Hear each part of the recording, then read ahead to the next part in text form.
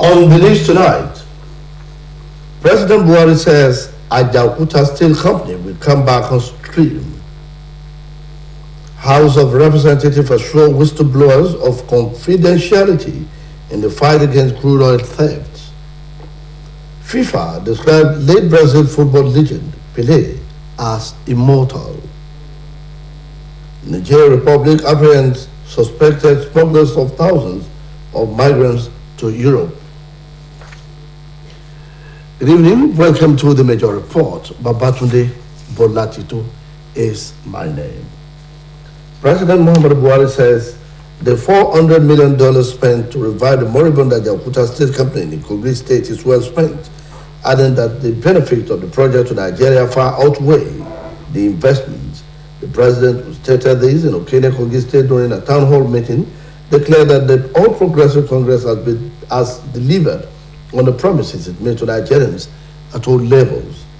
He stated that the APC administration has indelible footprints in Kogi State. It revealed that the project executed by the federal government include Itakwe to Okene bypass, Obajana to Kaba Concrete Road, and Itakwe to Wari Railway Service, among others.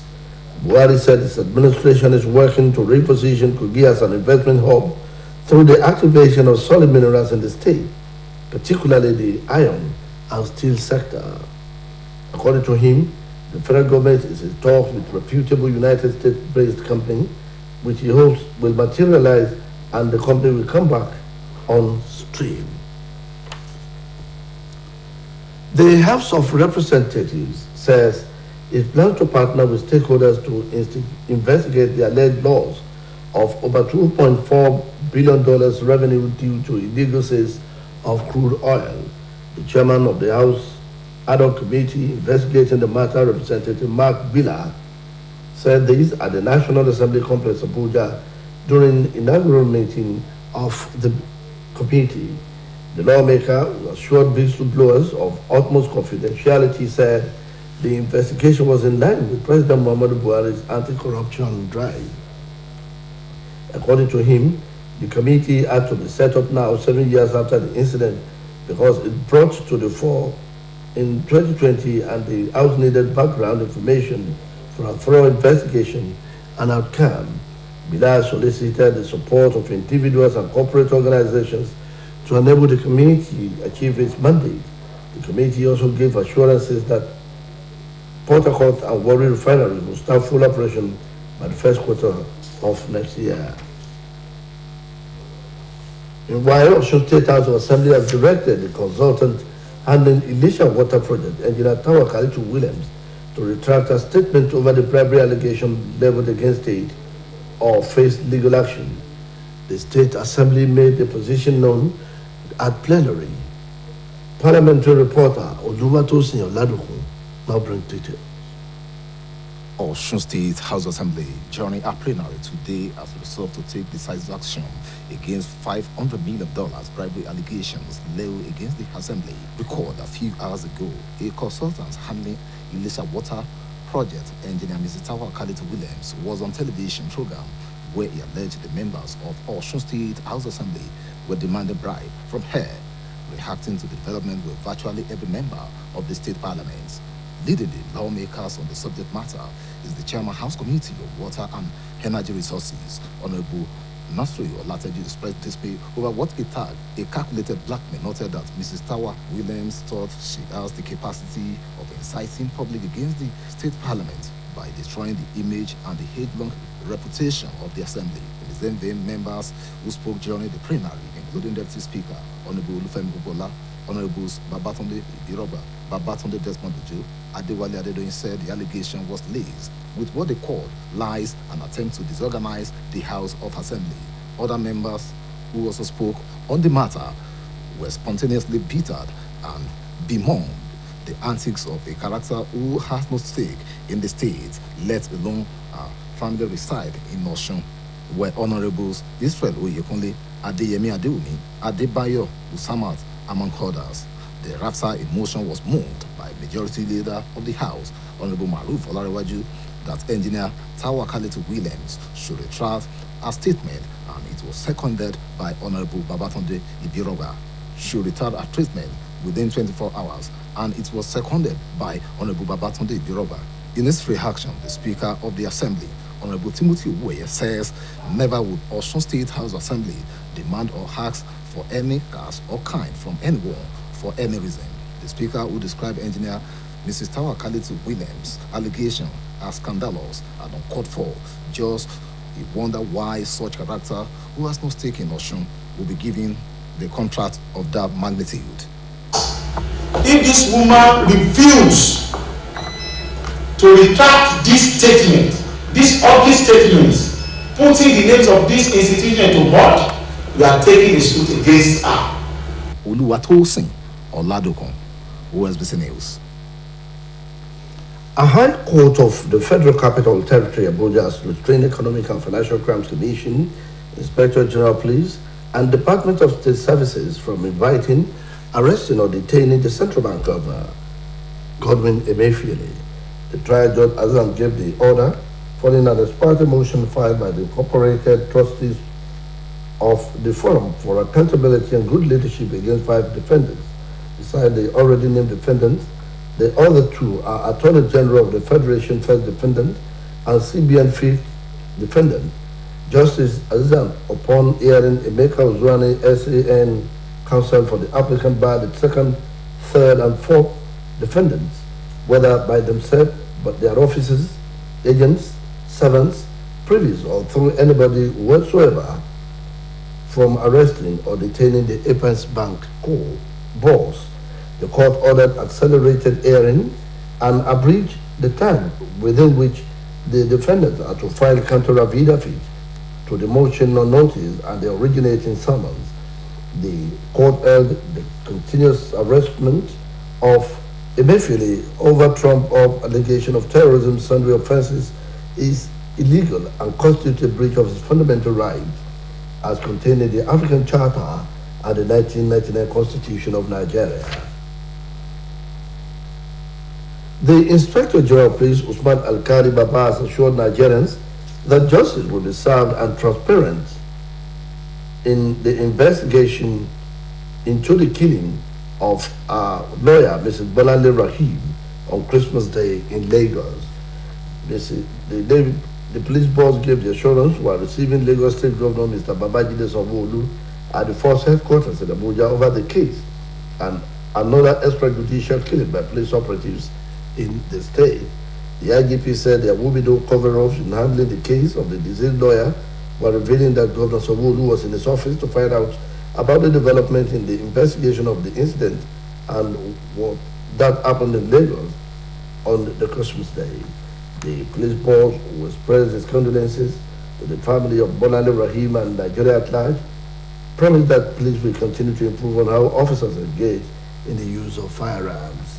He appealed to Nigerians to be more responsive by helping the police to live up to expectations in their official duties, but assuring members of the public that the murder case will be dealt with. Meanwhile, the Lagos State Attorney General Moyosoro Nigbanjo has filed a one-count charge against ASP Drambi Fandi over the murder of Mrs. Bolanle Rahim. Fandi appeared before the Chief Magistrate's Court, Yaba, a day after the Police Service Commission approved his suspension over the killing of Mrs. Rahim. The judge read that the police officer on the 25th day of December 2022 at Ajay Road, along the Lekki Expressway, Lagos, unlawfully killed one Omobolanle Rahim by shooting the deceased in the chest, contrary to Section 223 of the Criminal Law of the state. The Attorney General, who appeared before the Chief Magistrate Court, Jaba, applied for the remand of the defendant, saying the basis for the request is to allow the police to conclude its investigation into the matter. The magistrate, Ms. Adiola Olatubosun, granted the request to remand the defendant at the Ikoyi Correctional Center and ordered that the claim be duplicated and sent to the Director of Public Prosecution for legal advice. The problem created at the Ministry of Water Resources Energy are not by the civil servant, but the political class.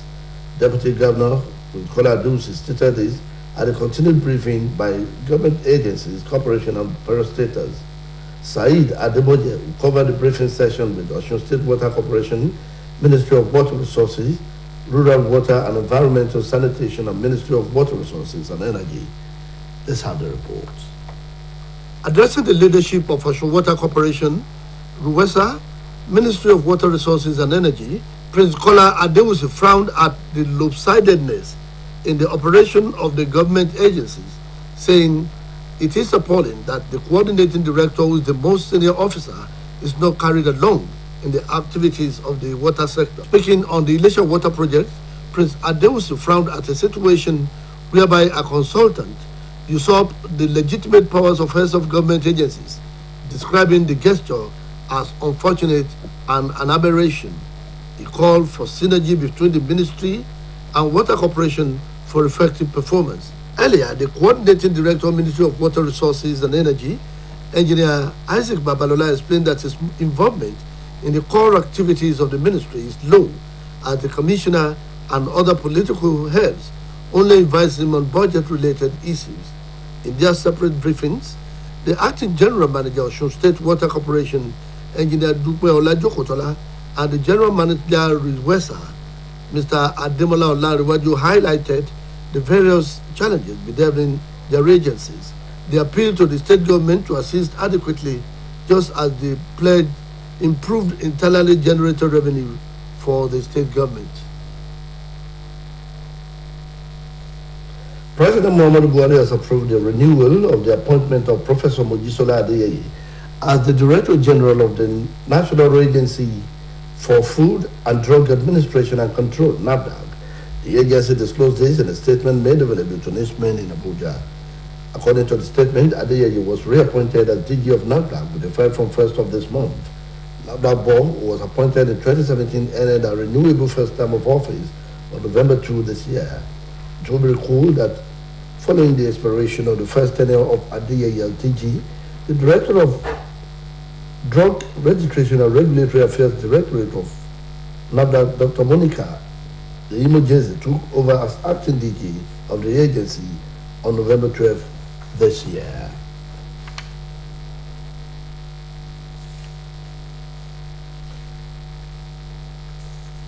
We now go on a commercial break. Easy motion.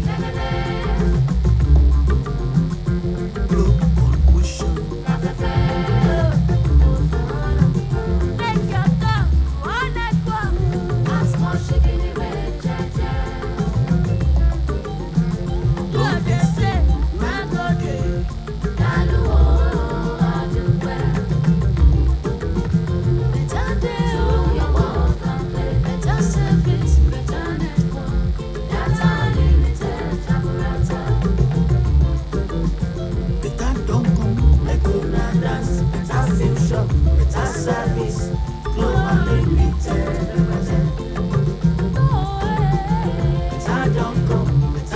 For Nigeria, for Africa, and the world, From all of us at Glow, we wish you joy unlimited.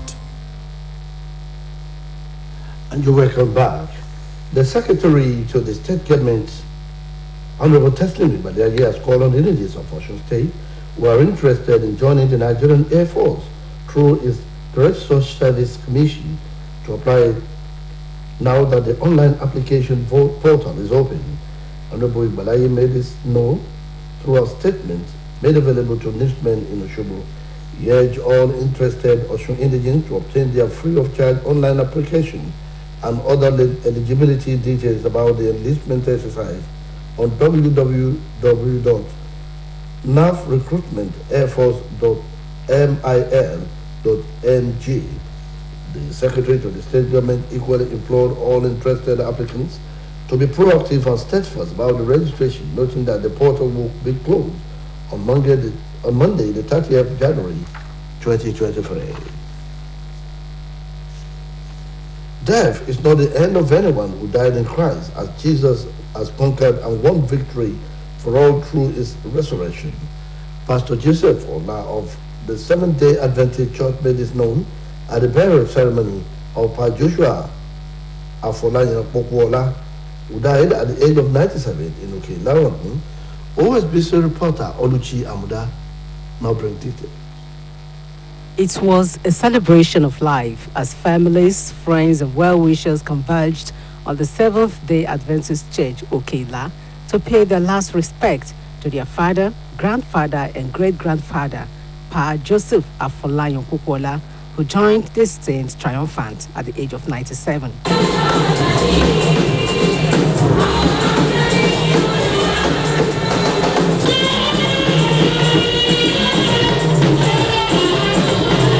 In his sermon at the service, retired president of the Northwestern Nigeria Union Mission of the Seventh-day Adventist Church, Pastor Joseph Ola, described the disease as a true Christian who served God and humanity wholeheartedly.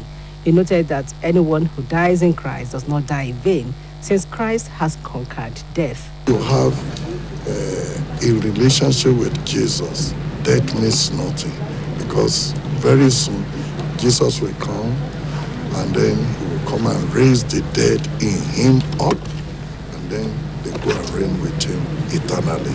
Some of the children of the deceased, including Mr. Tunde Popola and Mr. Banjo Popola, described their late father as a lover of God and disciplinarian who taught them life-changing values they are equally bequeathing on their children today. They maintain that he will be greatly missed as the vacuum created by his death will be difficult to fill, just as they appreciated God that his life was well spent on earth. One good example of a Christian: discipline, patriotism.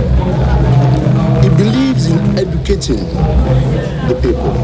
Young ones, old ones, whether he knows it or not, he wants to believe that you must get some level of education to move on in life. So he trained everyone along that path. Fortunately, mom left before, and so when mom left, we have to come home and see him. So he took the position of dad and mom at the same time. So we miss that part. The remains of Pa Joshua Afolayan Popola were later laid to rest at his residence in Okela.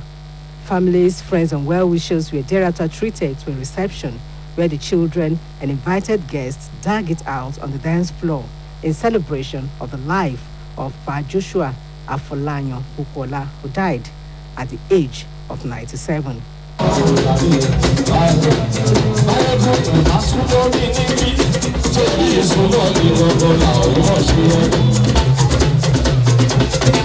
Oluchi Amuda, OSBC News.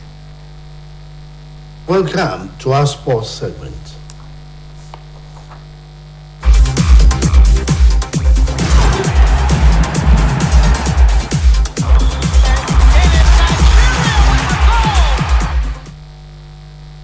FIFA has described Pelé simply immortal after the Brazilian legend named by World Football Governing Body as the greatest player of the 20th century passed on at the age of 82.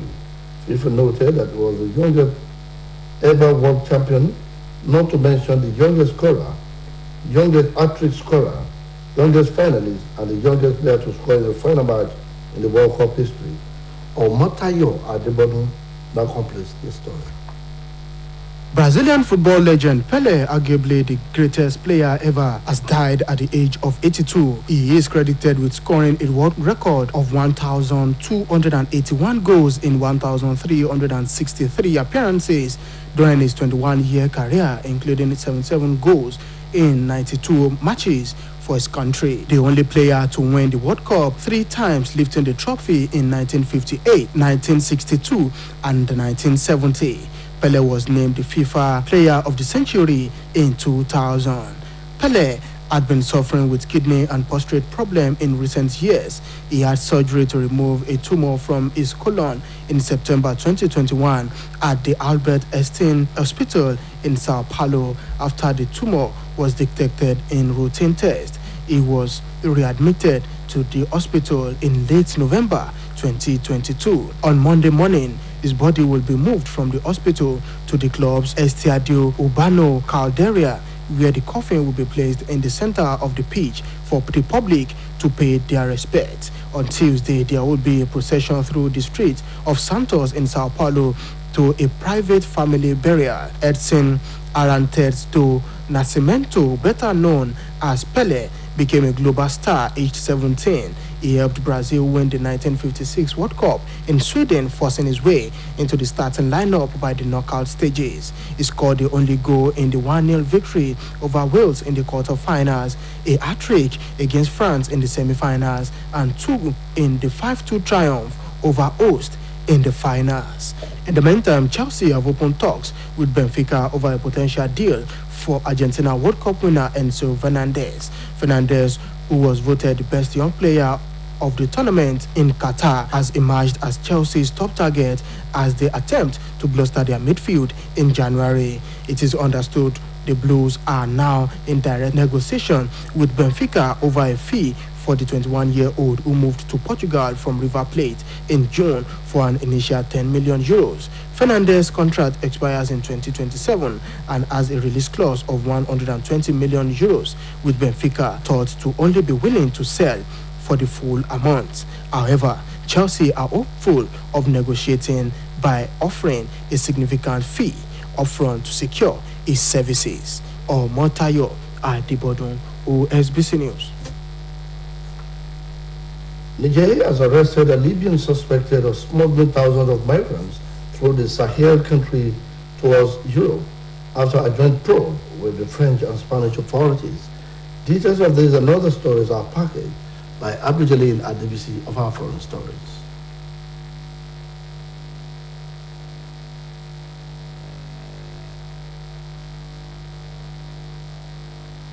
Jean-Christophe Hilary of the International Security Cooperation Directorate at the French Interior Ministry stated that the 29-year-old suspect, who was detained in the Nigerian city of Agadez, told investigators that he had overseen the departure of 60 migrants per week for 7 years. He added that pickup trucks had driven the migrants, most from Nigeria or Cameroon, to the border with Algeria or Wharton, Libya, for a fee of 1,500 to 2,000 euros. Larry said the suspect is now being held in the capital Niamey. The EU-funded operation had been carried out with the help of 3 French and 3 Spanish policemen. He also said that many West African migrants try to reach Libya in the hope of making it across the Mediterranean to a better life in Europe. They typically flock to the Nigerian city of Agadez, where smugglers offer to take them onwards to the Libya border. The government in Niamey adopted a law in 2015 to make migrant smuggling a crime with sentences of up to 30 years in prison. The Special Criminal Court set up to judge war crimes and crimes against humanity in Central African Republic had its mandate extended to a further 5 years under a law passed. The tribunal set up in 2015 with UN backing issued its first verdict this year after a long struggle in the face of financial and logistical hurdles and local hostility. On October 31st, it issued a life sentence and 2 20-year terms against the 3 members of the so-called third group accused of taking part in a massacre in May 2019 in which 46 villagers died. A draft bill put forward by Justice Minister Honor Dobaye Abazin to extend the court's mandate by another 5 years was approved in a vote at the National Assembly. Russian leader Vladimir Putin told Chinese President Xi Jinping today that he was keen to ramp up military cooperation and hailed the 2 countries' effort to counter Western influence. The report says battered by unprecedented Western sanctions over Moscow's assault against Ukraine, Putin wants to strengthen political, economic, and military ties, which are ranging from corruption to illegally possessing walkie-talkies and flouting COVID restrictions.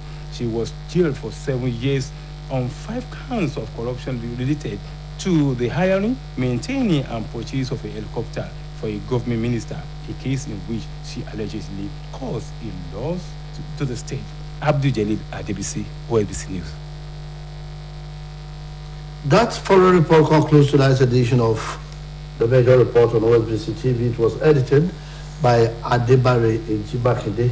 Babatunde Bola Tito is my name. Thanks for watching. Good night.